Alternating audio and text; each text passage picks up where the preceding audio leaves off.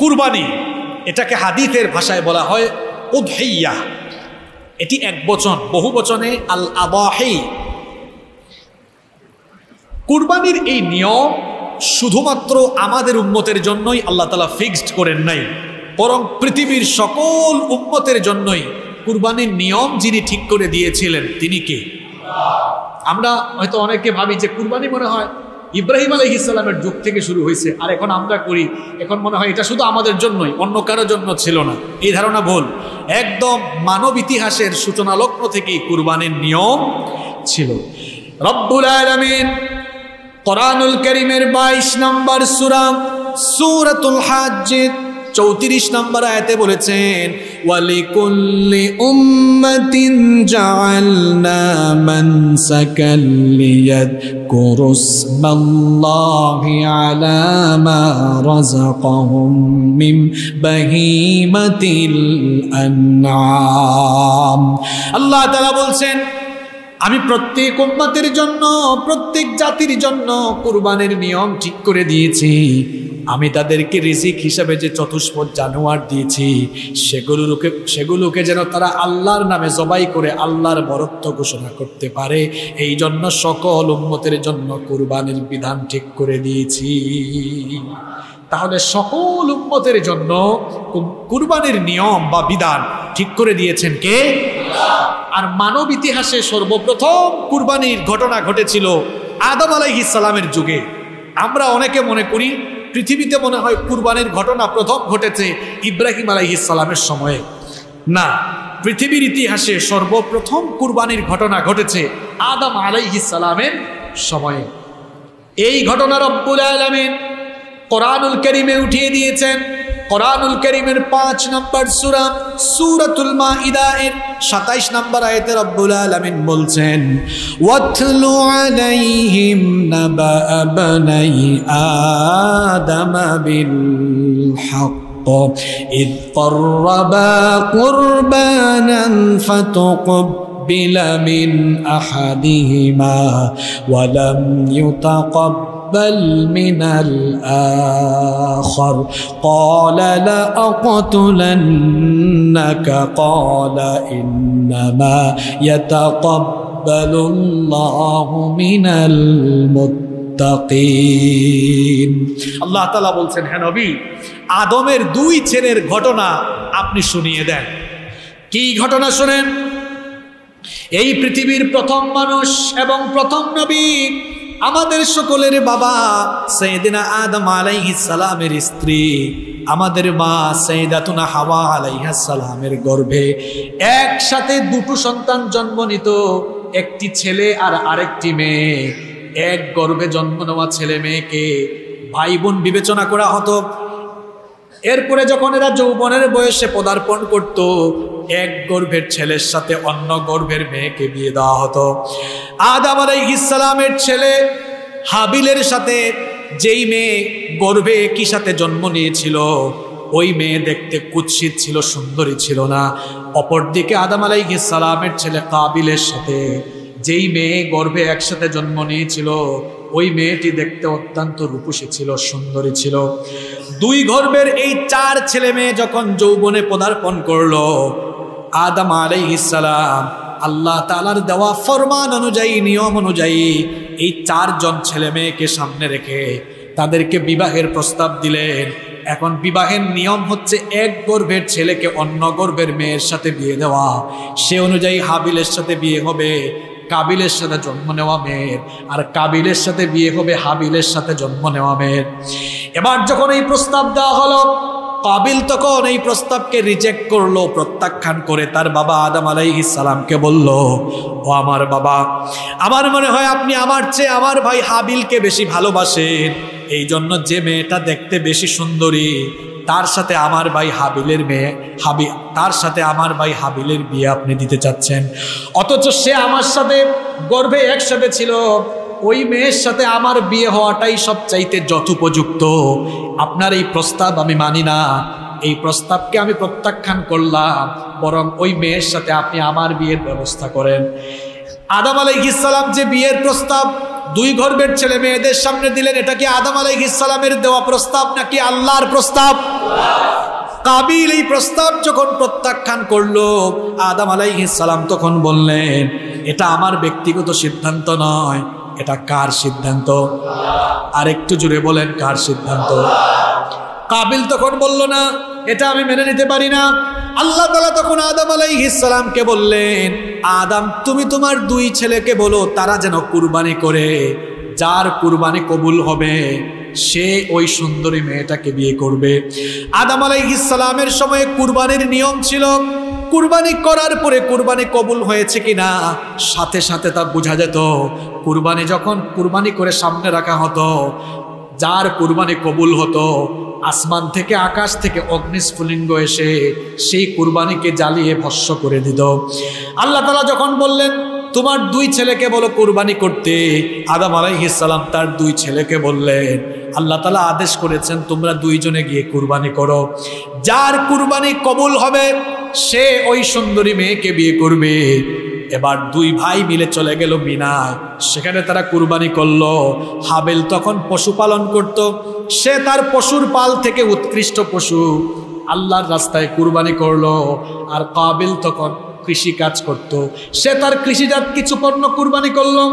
দুজনে কুরবানি করে যখন সামনে রাখলো, কিছুক্ষণ পরে দেখা গেল আসমান থেকে অগ্নিস্ফুলিঙ্গ এসে হাবিলের কুরবানি ভস্মীভূত করে দিল। বোঝা গেল হাবিলের কুরবানি কবুল হয়েছে, কাবিলের কুরবানি কবুল হয় নাই। এই ঘটনা কোরআনে এভাবে এসেছে, ইদ করবা কুরবানান ফাতুকবিলা মিন আহাদিহিমা ওয়া লাম ইউতাকাব্বাল মিনাল আখর ক্বালা লা আকতুলান্নাকা ক্বালা ইন্নামা ইয়াতাকাব্বালুল্লাহু মিনাল মুত্তাকিন।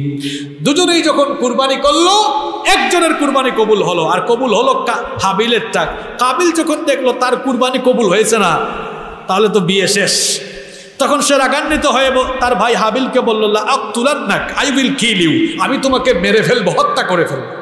এই কথা শুনে হাবিল বলল, ভাই আমাকে তো মেরে কোনো লাভ হবে না, কারণ কুরবানি এটা গায়ের জুড়ে কবুল হয় না।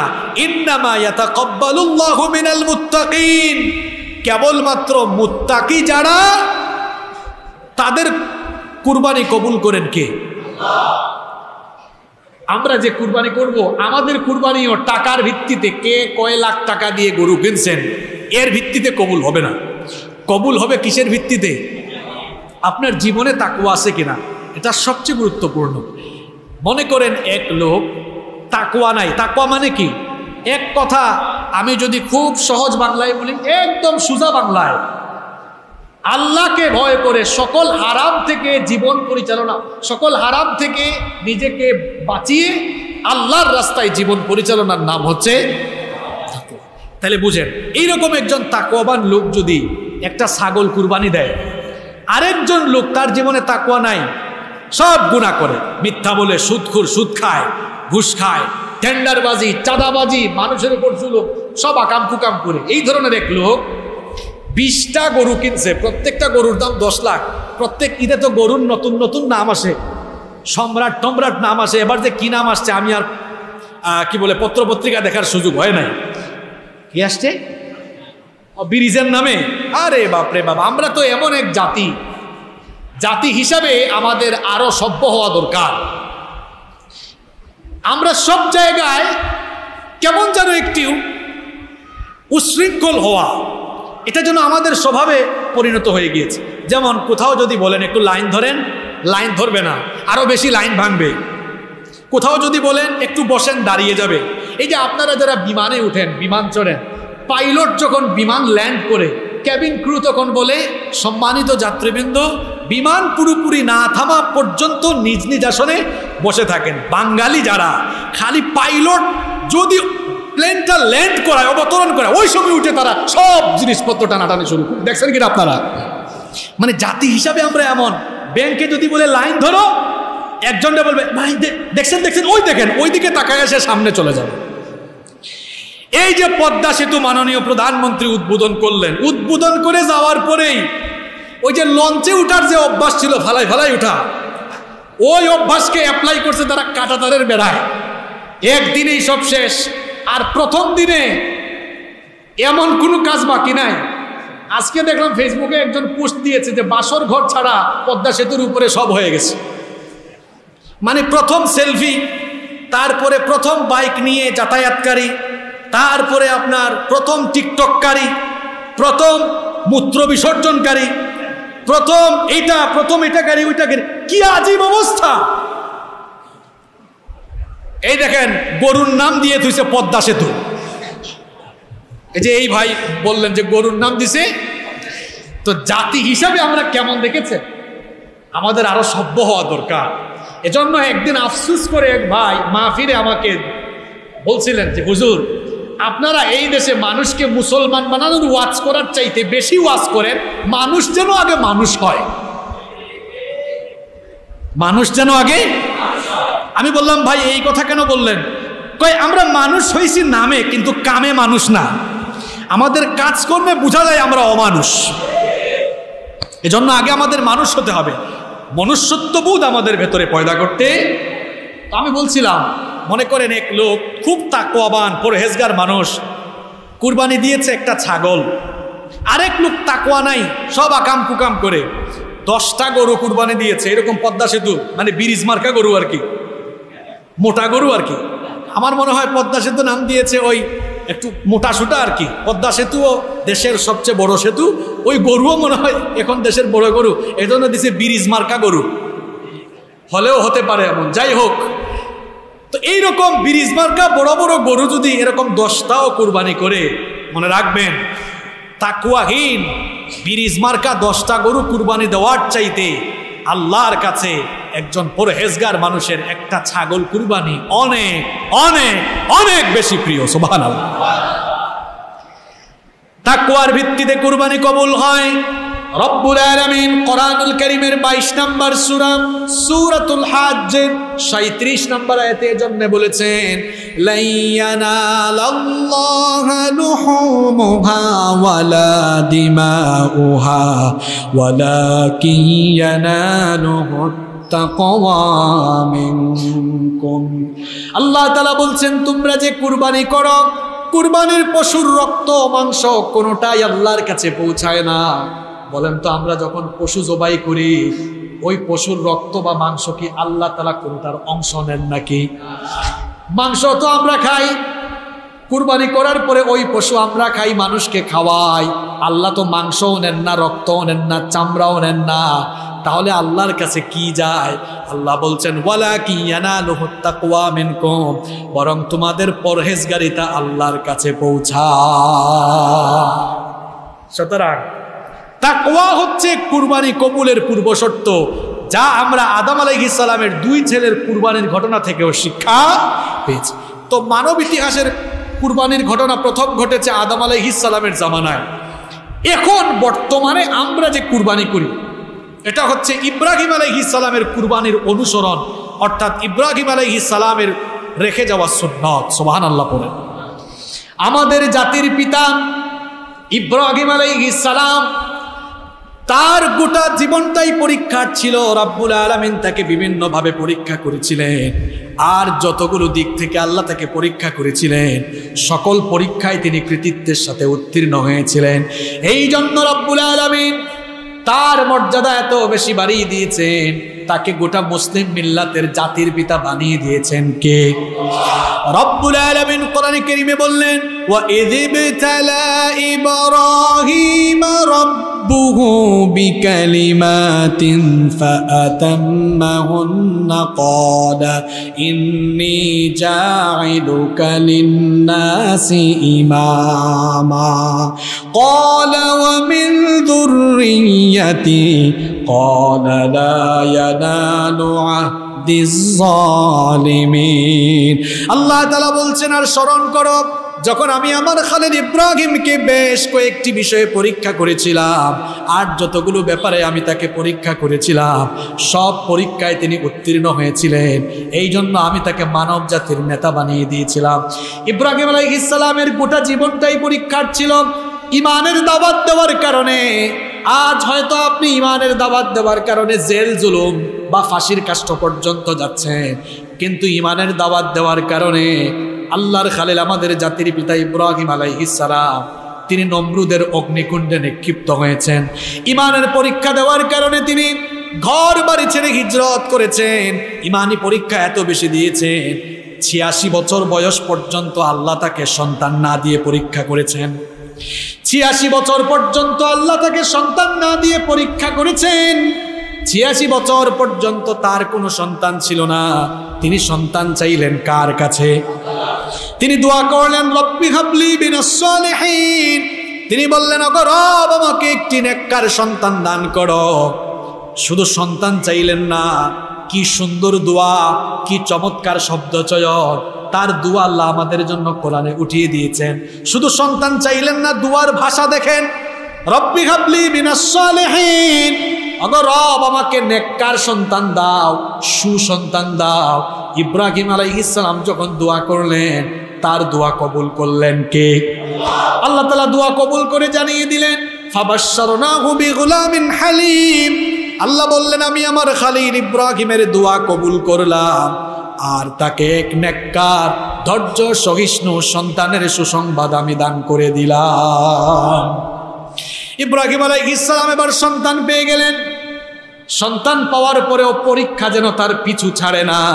আল্লাহ তাআলা এবার আদেশ করলেন, আমার খালিল ইব্রাহিম, তুমি এবার তোমার এই নবজাতক শিশু, সদ্য ভূমিষ্ঠ এই শিশু এবং তোমার স্ত্রী হাজারকে নিয়ে চলে যাও মক্কা নগরীতে। এখন তো মক্কা নগরী অনেক সুন্দর এবং জাঁকজমকপূর্ণ, জনপূর্ণ একটি নগরী, কিন্তু তখন মক্কা ছিল জনমানবহীন ধুধু মরুভূমি প্রান্তর। সেখানে কোনো মানুষজন বাস করত না, ধুধু মরুভূমি ছিল। আল্লাহ তাআলা আদেশ করলেন, তোমার স্ত্রী আর তোমার নবজাতক সন্তানকে মক্কায় নিয়ে নির্বাসনে রেখে আসো। এই কথা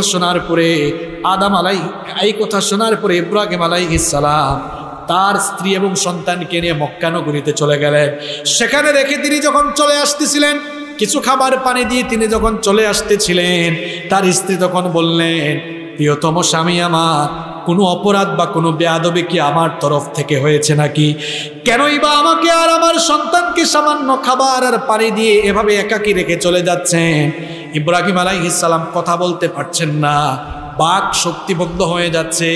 এর কারণ হলো ৮৬ বছর পর্যন্ত সন্তান ছিল না। যখন সন্তান পেলেন, যেই সন্তানকে এখন ঘরের মধ্যে কুলে নিয়ে চুমু খাওয়ার কথা, আদর করার কথা, কুলে পিঠে মানুষ করার কথা, ওই সন্তানকে এবার নির্বাসনে রেখে আসার আদেশ দিলেন কি?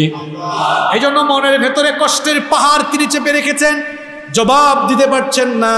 ২বার ৩বার প্রশ্ন করার পরে আকাশের দিকে আঙুল উঁচু করলেন। তার স্ত্রী তখন বুঝতে পারলেন, বুঝে তিনি বললেন, প্রিয়তম স্বামী আমার, ওই আল্লাহর উপরে ভরসা করে যদি আমাদেরকে এখানে রেখে যান, আমি আল্লাহর উপর এত বিশ্বাস করি, এত ভরসা রাখি, তিনি আমাকে আর আমার কলিজার টুকরা শিশুকে পানি আর খাবারের অভাবে মারবেন না। কিভাবে খাবারের ব্যবস্থা হয়ে গেলে দেখেন। ইব্রাহিম আলাইহিস সালাম যখন রেখে চলে গেলেন, যে খাবার আর পানি ছিল সেগুলো যখন ফুরিয়ে গেল, সেই খাবার পানি ফুরিয়ে যাওয়ার পরে এবার হাজেরা লক্ষ্য করলেন এমন এক প্রান্ত, কোনো মানুষজন চতুর্দিকে দেখা যায় না, চতুর্দিকে মরুভূমি। এবার তিনি পানি আনার জন্য, তার পাশেই ছিল সাফা পাহাড়, সাফা পাহাড়ে আরোহণ করলেন। সাফা পাহাড়ে উঠে কোনো মানুষজন দেখলেন না, কোনো পানির কুয়াও পেলেন না। হতাশ হয়ে সাফা পাহাড় থেকে নেমে গেলেন। এরপরে গিয়ে মারওয়া পাহাড়ে উঠলেন। মারওয়া পাহাড়ে ওঠার পরেও কোনো মানুষ পেলেন না, সেখানে তিনি কোনো পানির কুয়া পেলেন না। হতাশ হয়ে আবারও নেমে গেলেন, পুনরায় সাফায় উঠলেন, আবার নেমে মারওয়ায় উঠলেন। এইভাবে করে একবার সাফা আর একবার মারওয়া, মোট তিনি ৭ বার ৭টা চক্কর দিলেন। ৭ বার তিনি দৌড়াদৌড়ি করলেন। আর আল্লাহর কাছে তার এই দৌড়াদৌড়ি এত ভালো লাগলো, কিয়ামত পর্যন্ত যত হাজী সাহেবরা হজ কিংবা উমরা আদায় করতে বাইতুল্লাহ যাবে, বাইতুল্লাহ শরীফ তাওয়াফ করার পরে হাজেরার সেই স্মৃতিকে স্মরণ করে সকল হাজিরা যেন সাফা মারওয়ায় ৭ বার চক্কর দেয়, দৌড়াদৌড়ি করে। এজন্য সাই করা আল্লাহ ওয়াজিব করে দিয়েছেন। আল্লাহ কোরআনে বলেছেন, ইন্নাস সাফা ওয়াল মারওয়াতা মিন শাআইরিল্লাহ ফামান হাজ্জাল বাইতা আও ইতামারা ফালা জুনাহা আলাইহি আইয়াত্তাওয়াফ বিহিমা ওয়া মান তাতাওয়া খায়রান ফাইন্নাল্লাহা শাকিরুন আলীম। আল্লাহ তাআলা বলছেন সাফা আর মারওয়া হচ্ছে আমার নিদর্শনের অন্তর্ভুক্ত। তোমাদের মধ্যে যারা হজ করতে যাবে এই সাফা মারওয়ায় তারা যেন সাই করে, এই আদেশটা দিয়েছেন কে? সাফা মারওয়ায় 7 বার দৌড়াদৌড়ি করে হতাশ হয়ে যখন বিবি হাজারা তার শিশু ইসমাইলের কাছে ফিরে আসলেন, এসে লক্ষ্য করলেন আল্লাহর আদেশে আল্লাহর নির্দেশে সাইয়েদনা জিবরিলের ডানা বা পায়ের আঘাতে মাটি ফেরে এবার মাটির ভেতর থেকে পানি উদ্গত হওয়া শুরু হয়েছে। তিনি তখন জাম জাম মানে থামো থামো বলে চতুর্দিকে বেরিবাদ, বুঝেন তো আপনারা, বেরিবাদ দিয়ে দিলেন। রাইসুল মুফাসসিরিন আব্দুল্লাহ ইবনে আব্বাস রাদিয়াল্লাহু আনহু বলেছেন বিবি হাজারা যদি সাথে সাথে বাদ না দিতেন তাহলে জমজম কূপ আর কূপ থাকতো না, এটা হয় নহর হয়ে যেত, অর্থাৎ একটা প্রসবন হয়ে যেত। পানির ব্যবস্থা হয়ে গেল, ধীরে ধীরে খাবারের ব্যবস্থা হয়ে গেল, জনমানবহীন প্রান্তর থেকে জনপূর্ণ প্রান্তর হয়ে গেল। ইসমাইল আলাইহিস সালাম বড় হয়ে গেলেন। ইসমাইল আলাইহিস সালাম যখন বড় হয়ে গেলেন, ইব্রাহিম আলাইহিস সালামকে আল্লাহ স্বপ্নে দেখালেন তিনি তার ছেলেকে কুরবানি করছেন। নবীদের স্বপ্ন আর আমাদের স্বপ্ন কি একরকম নাকি? নবীদের স্বপ্ন আমাদের স্বপ্নের মতো ফালতু স্বপ্ন নয়, বরং নবীদের স্বপ্ন হচ্ছে ওয়াহি।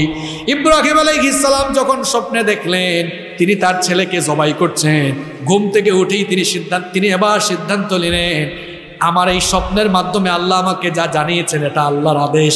আল্লাহর আদেশ বাস্তবায়নের জন্য তিনি তার ছেলের কাছে গেলেন। তার ছেলের কাছে গিয়ে কিভাবে প্রস্তাব দিলেন? কোরআনুল কারীমে সূরা সাফফাতের মধ্যে আল্লাহ তাআলা এই ঘটনা বর্ণনা করেছেন। প্রস্তাবটা কেমনে দিলেন শুনেন। ফালাম্মা বালাগা মাহুস সায়া ক্বালা ইয়া বুনাইয়া ইন্নী আরা ফিল মানামি আন্নী আযবাহুক ফানজুর মাযা তারা। তিনি গিয়ে বললেন হে আমার কলিজার টুকরা সন্তান, আমি স্বপ্নে দেখেছি আমি তোমাকে জবাই করছি, এখন এ ব্যাপারে তোমার সিদ্ধান্ত কি? এই কথা শুনে ইসমাইল আলাইহিস সালামকে কোনো আপত্তি করেছেন নাকি? তিনি চাইলে তো আপত্তি করতে পারতেন। কোন ধরনের বাপ আপনি? ছোটবেলা রেখে গেলেন, আজকে এসে বলতেছেন আমারে জবাই করে ফেলবেন। এই কথা বললেন না। বাপ যেমন ছেলেও তেমন। তিনি ভালো করেই জানতেন আমার বাবা নবী, আর নবীর স্বপ্ন এটা শুধু স্বপ্ন নয়, এটা আল্লাহর আদেশ, এটা ওয়াহি। এই জন্য তিনিও আনুগত্যের মস্তক অবনত করে জবাব দিলেন ক্বালা ইয়া আবাতি ফাআল মা তু'মারু সাতাজিদুনি ইনশাআল্লাহু মিনাস সাবিরিন। তিনি বললেন হে আমার বাবা, আল্লাহ যা আদেশ করেছেন আপনি সে আদেশ পালন করুন, আমাকে আপত্তিকারী বা অজরকারীদের অন্তর্ভুক্ত পাবেন না, বরং তার বিপরীতে আপনি আমাকে সবরকারীদের মধ্যে অন্তর্ভুক্ত পাবেন। জনে এবার কুরবানির জন্য প্রস্তুতি নিলেন। আনুগত্যের মস্তক অবনত করে ইব্রাহিম আলাইহিস সালাম তিনি তার ছেলেকে যখন উপর করে শুইয়ে দিলেন। আমাদের দেশে অনেক হুজুররা খুব রসকস লাগাইয়া অনেক কিছু বলে, এগুলো আসলে সহি কোনো বর্ণনা না। নবীদের গল্প বলার সময় সাবধানতা দরকার। রসকস লাগাইয়া বললেন না, এটা মানুষকে মজা দেওয়া যাবে, কিন্তু সেন্সিটিভ বিষয় এগুলো, যেগুলো সহি সনদে আসে নাই, এগুলো বলে খামাখা সময় নষ্ট করবেন না। এবং এগুলো বলে ওই যে চাকু নিয়ে আসছে আটকে গেছে দড়ি, বা এরপরে চাকু নিয়ে আসছে চাকু চলে না, এইসব বর্ণনা ভাই আমরা আসলে কুরআন হাদিসে পাই নাই। এগুলো ইসরায়েলি রেওয়ায়াত, ইসরায়েলি বর্ণনা। ইসরায়েলি বর্ণনা কোরআন হাদিসে না থাকলে সেটা না বলাই উচিত। ইব্রাহিম আলাইহিস সালাম এবার তার ছেলেকে শুইয়ে দিলেন। কোরআনে ঘটনা এসেছে ফালাম্মা আসলামা ওয়া তাল্লাহু লিল জাবিন ওয়া নাদাইনাহু আইয়া ইব্রাহিম। দুজনেই যখন আনুগত্যের মস্তক অবনত করে তারা যখন কুরবানির প্রস্তুতি নিলেন, বাপ যখন ছেলেকে শুইয়ে দিলেন, আল্লাহ তাআলা দেখলেন ইব্রাহিম আলাইহিস সালাম তার ছেলেকে কুরবানি করে ফেলবেন। আল্লাহ তাআলা তখন বললেন হে ইব্রাহিম দাঁড়াও, قد صدق সাদ্দাকতার রুয়া ইন্না কাযালিকা নাজজিল মুহসিনিন। যে স্বপ্ন দেখেছো তা তো তুমি বাস্তবে রূপায়িত করে ফেলতেছো, সুতরাং তোমার ছেলেকে আর তুমি কুরবানি করা লাগবে না। ইন্না হাদা লাহুল বালাউল মুবিন, এটা তোমার জন্য একটা বড় ধরনের পরীক্ষা ছিল, আর এই পরীক্ষায় তুমি পাশ করে ফেলেছো, প্রমাণ করেছো তুমি তোমার রবের জন্য তোমার ছেলেকেও কুরবানি করতে রাজি। এটা আমি দেখতে চেয়েছিলাম, পরীক্ষায় তুমি পাস, সুতরাং আর তোমার ছেলেকে কুরবানি করা লাগবে না। ওয়াফাদাইনাহু বিযিবহিন নাযীম, বেহেশত থেকে আমি একটা দুম্বা পাঠালাম, তোমার ছেলের পরিবর্তে এই দুম্বাকে কুরবানি করো। শুধু তাই নয়, ওয়া তারাকনা আলাইহি ফিল আখিরিন, তোমার কাজ আমার এত ভালো লাগছে, তোমার পরে কিয়ামত পর্যন্ত তোমার সন্তানরা যেন তোমার পদ্ধতি অনুসরণ করে কুরবানি করে, কিয়ামত পর্যন্ত আমি এই নিয়মকে তোমার বংশধরদের জন্য সুন্নত হিসেবে রেখে দিলাম। সুবহানাল্লাহ, যেটা আমরা এখন করছি। আগামী জুমায় আমরা কুরবানির মাসাইল আর কুরবানির শিক্ষা নিয়ে আলোচনা করবো ইনশাআল্লাহ। শেষ আরেকটি কথা বলি, প্রত্যেক বছর কুরবানি আসলে কিছু সুশীল আমরা দেখি, এরা বলে, যেমন এবছর তারা বলছে, গত বছর এই সুশীলরা বলেছিল কুরবানি না করে এখন তো উচিত কুরবানি দাতাদের এই টাকাগুলো করোনা মহামারীতে অনেকে অসহায় হয়ে গেছে, এদেরকে দিয়ে দিলেই তো হয়, খুব মানবতাবাদী। এবছর আবার কিছু সুশীল পয়দা হয়েছে, দেখলাম এরা বলতেছে এবছর তো সিলেট, সুনামগঞ্জ, হবিগঞ্জ, মৌলভীবাজার, কুড়িগ্রাম, নেত্রকোনা, কিশোরগঞ্জ বিভিন্ন অঞ্চল বন্যায় প্লাবিত, তো এবছর কুরবানি না করে কুরবানির টাকাটা ওখানে দিয়ে দিলেই তো হয়। কথা ভালো, উদ্দেশ্য কথা ভালো, উদ্দেশ্য। আচ্ছা বলেন তো, শুধু কুরবানির টাইম আসলে কুরবানি দাতারা টাকা ওখানে দিবেন, তো এরা কি কোনোদিন এই কথা বলছে দেশের টাকা যারা বিদেশে পাচার করেছে, ওই পিকে হাওলাদার, তারপর আরো কারা কারা লিস্টে আছে না, এদের বিদেশের টাকাগুলো পাচার করেছে, এগুলো ফেরাইয়া এনে বন্যার্থদেরকে দেওয়া হোক? এরা তো বলতে পারতো নাইট ক্লাব, মদের বার বন্ধ হোক, এই টাকাগুলো ওখানে লাগানো হোক। এরা বলতে পারতো সব দুর্নীতিবাজদেরকে ধরে এদের দুর্নীতির টাকাগুলো জব্দ করে বন্যার্থদের কল্যাণে লাগানো হোক, বলতে পারতো না? আরে বাপ রে বাপ, দেখছেন গরুর প্রতি তাদের এত মায়া, গরুর প্রতি তাদের। আর যে সকল সুশীলরা এরকম কথা বলে যে টাকাগুলো বন্যার্থদেরকে দেওয়া হোক, কোনো সুশীলকে বন্যার্থদের পাশে কিন্তু আপনারা দেখেননি। এরা গলা ফাটায় আলেমরা ধর্ম ব্যবসায়ী, অথচ শুধু বন্যা নয়, এই করোনা মহামারীতে যখন মানুষ লাশ থুইয়া দৌড়াইছে তখন আলেমরা গিয়ে গোসল দিয়ে জানাজা দিয়েছে। এই বিএম কন্টেইনারে আগুন লাগলো চট্টগ্রামে কয়েক সপ্তাহ আগে, সেখানেও আলেমরা এগিয়ে গিয়েছে। এই বন্যায় শুধু আলেমরা ব্যক্তি পর্যায় থেকে এবং আলেমদের বিভিন্ন সংগঠন, সামাজিক সংগঠন এবং সব দলের সকল ধরনের আলেমরা হিসাব করলে কোটি কোটি টাকা তারা বন্যার্থদের মধ্যে সহযোগিতা করেছে। যারা আলেমদেরকে ধর্ম ব্যবসায়ী বলে এদের কাউকেই কিন্তু দেখা যায় না, দেখছেন আপনারা? শুধু তাই নয়, এরা দেখবেন টিভিতে টক শোতে এসে বলবে নারীবাদী হয়ে নারীদের পক্ষে কথা বলবে, কিন্তু মেয়েটার নাম কি, নুসরাত, তনু, মনে আছে এদের কথা? ওই যে বদরুল কাণ্ড সিলেটে, খাদিজা, মনে আছে? এত মেয়ে দেশে ধর্ষিতা হয়েছে, শ্লীলতাহানি হয়েছে, তখন দেখবেন এরা চুপচাপ পর্দার আড়ালে চলে যায়, কথা বলে না। যখন কথা বলা দরকার তখন তারা কথা বলে না। এদের এই সকল অপকৌশল প্রমাণ করে এরা আসলে নারীবাদী নয়, নারীর প্রতি মমতাবোধ থেকে তারা এই কাজ করে না, বরং এরা টেকনিকে অপকৌশল করে আমাদের দেশের সহজ সরল অবলা মা বোনদেরকে ঘর থেকে বের করে রাস্তায় নামিয়ে ইজ্জত লুণ্ঠনের ব্যবস্থা করতে চায়। এরা সুশীলগিরি করে। এখন কুরবানির সময় আসছে, আমি জানি না শুরু হয়েছে কিনা, মনে হয় শুরু হয়ে গেছে। এবার তাদের ইস্যু রেডি, এবার তারা বলবে কুরবানি না করে টাকাগুলো, আর আমরা বলবো এবার কুরবানি আগের বারের চাইতে 10 গুণ বেশি দেওয়া হোক। কেন বেশি দেওয়া হোক? কারণ এখন মানুষের পেটে খাবার নাই। যাদের একাধিক কুরবানি দেওয়ার সামর্থ্য আছে, আমি বলবো আপনারা ঈদের দিনে একটা কুরবানি বাছাই করবেন, বাকি কুরবানির গরু আগে ভাগে ট্রাক দিয়া ওই নেত্রকোনায় পাঠিয়ে দিয়েন, কিশোরগঞ্জে পাঠাইয়া দিয়েন, ওই সুনামগঞ্জের হাওড়ের অঞ্চলে পাঠিয়ে দিয়েন। ঈদের দিন কুরবানি করে আপনি গাড়ি নিয়ে চলে যাবেন, ওখানে কুরবানি করে ওখানকার মানুষদেরকে গোশত খাওয়াই আসবেন। তাহলে কুরবানি আগে হয়েছে, যা সুশীলদের ইস্যু রেডি, আমাদেরও জবাব আগে থেকে রেডি। আমরাও বলছি যে কুরবানি আগে যদি হয়েছে 1000, এখন হবে 1 লক্ষ। এখন হবে কত? আগের চেয়ে কম না বেশি? যারা বেশি দিব তারা ওই অঞ্চলগুলোতে চলে যাব ইনশাআল্লাহ। তৌফিক দান করেন।